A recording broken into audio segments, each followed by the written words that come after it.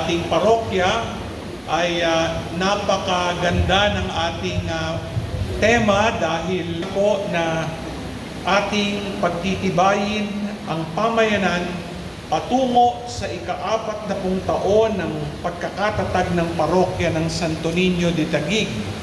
Ibig sabihin, ayun po ay 38 year anniversary na po natin. Next year, 39th at patungo sa Ruby Anniversary. Nakatono po itong ating pagdiriwang ngayon sa taon ng yubileo.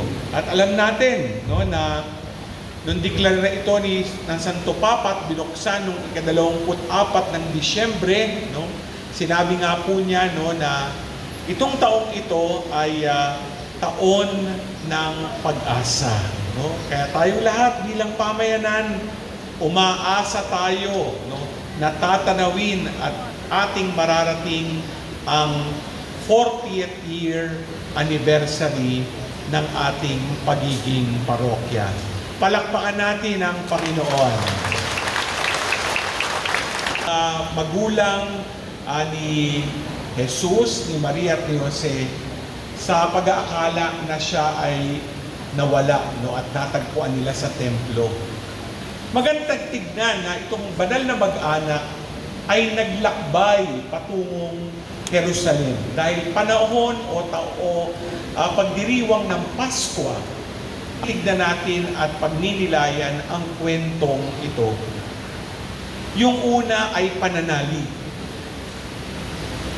Ang mag-anak ay pumunta sa templo para manalig sa Diyos. Yung paglalakbay nila patungong Jerusalem ay patunay at patotoo na mahalaga sa kanila ang kanilang pananampalataya. Para bagang nawala si Jesus, pakiramdam nila.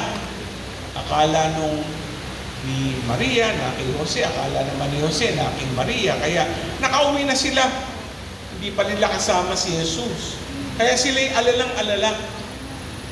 Agad-agad silang bumalik sa Jerusalem, pinagtatanong sa mga kaibigan, kamag-anak, kung mamahal sa bawat isa. At pinapakita ang pagmamahal mismo kay Jesus. Ang pagmamahal sa Santo Niño. Pero dapat makita natin, ang pagmamahal sa Santo Niño ay dumadaloy sa ating pamilya, sa ating pamayanan. Magandang makita yung pangaral tungkol sa pagsunod. Di ba? Nung nakarating na sila sa templo, nagsalita si Maria, tinanong niya, ano bang nangyari? Alalang-alak sa iyo. Sabi ni Jesus, ako'y naririto kasi ako'y abala para sinusunod niya ang kagustuhan ng kanyang ama. Kitang-kita natin kay Senyor Santo Niño ang pagsunod sa kalooban ng ama niya sa langit. Pero hindi lang yon. Pagkatapos, nung paliwanag niya, sumunod din ang batang si Jesus sa kanyang mga magulang. At sila ay naglakbay pa uwi. Naging masunurin si Jesus bilang anak.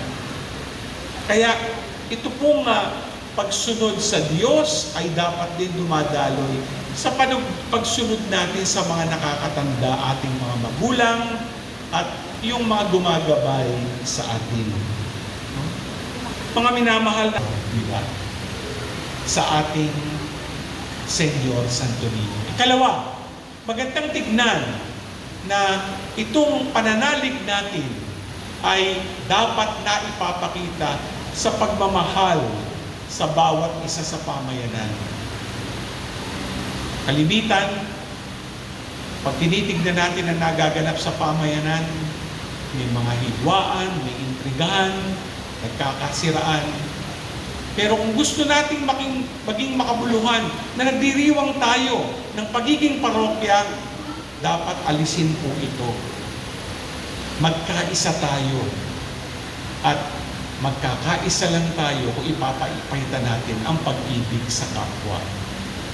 At ikatlo, bilang pamayanan, mahalaga ang pagsunod sa Diyos. Pagsunod sa kanyang mga utos. At syempre, pagsunod sa mga nangangasiwa sa atin.